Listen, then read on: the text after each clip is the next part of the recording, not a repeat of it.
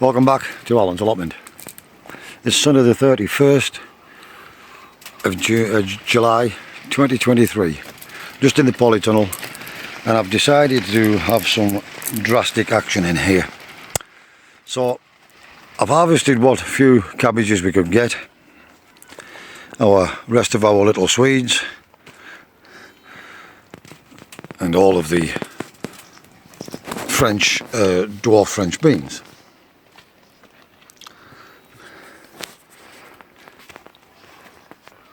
All gone. So the purple cauliflower, the head had blown on it, the one that did have a head, and it had gone a horrible yellow colour. Now Teddy King, I think it was, that mentioned this, there might have been some contamination in the compost in here. I'm not convinced, but it's a good theory because of how pale these are. But you remember me saying that in my experience, very pale and yellowing of leaves is normally too wet.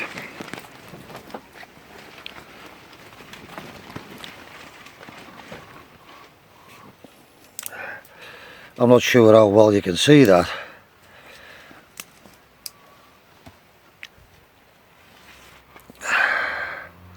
But you can see how wet these beds still are, in spite of being protected by this polytunnel.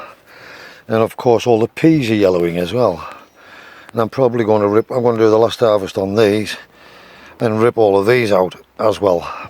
I'm leaving the cucumbers puling simply because they're all I've got. And we have had some cucumbers off them, and they are still producing. And I've cut off a lot of bad leaf because they've also got a bit of spider mite. So they're all I've got cucumber wise.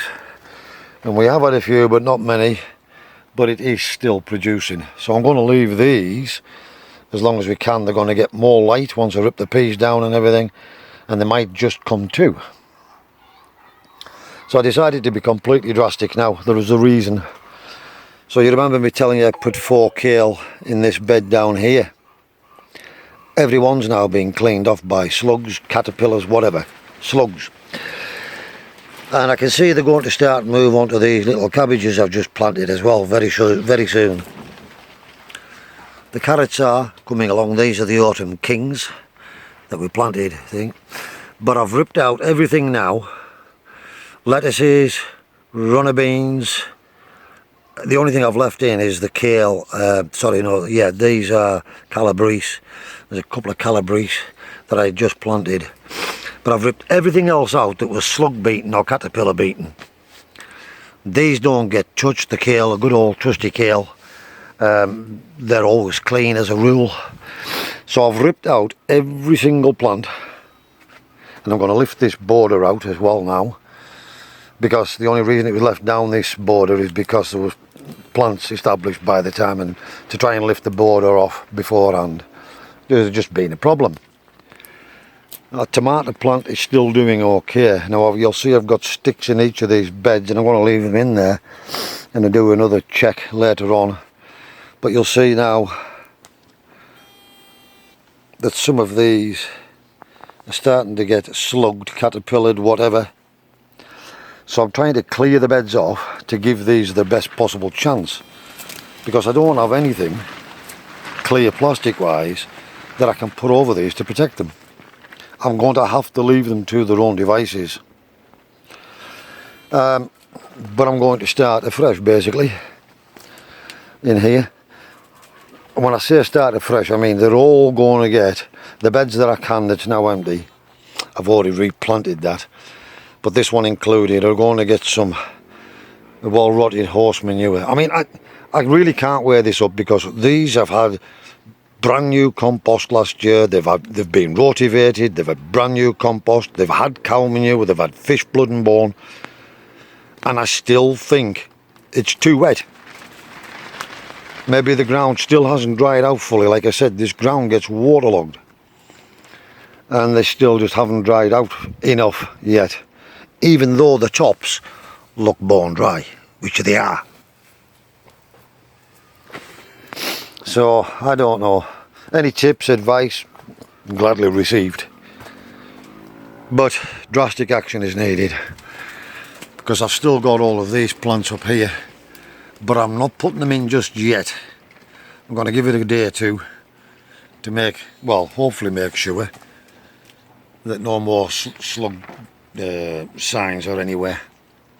I might even leave the peas, because that's about all there is in the cucumbers, just to see and do a test. There's no rush to get these in, but that's my safety net. Excuse me. And to be fair, yes, I've had challenges this year, but I've had harvests as well. Albeit, they're not the biggest, but I'm still getting food, and that's all that matters. And yeah, you take whatever you can get. You're going to get your challenges as well as your good years.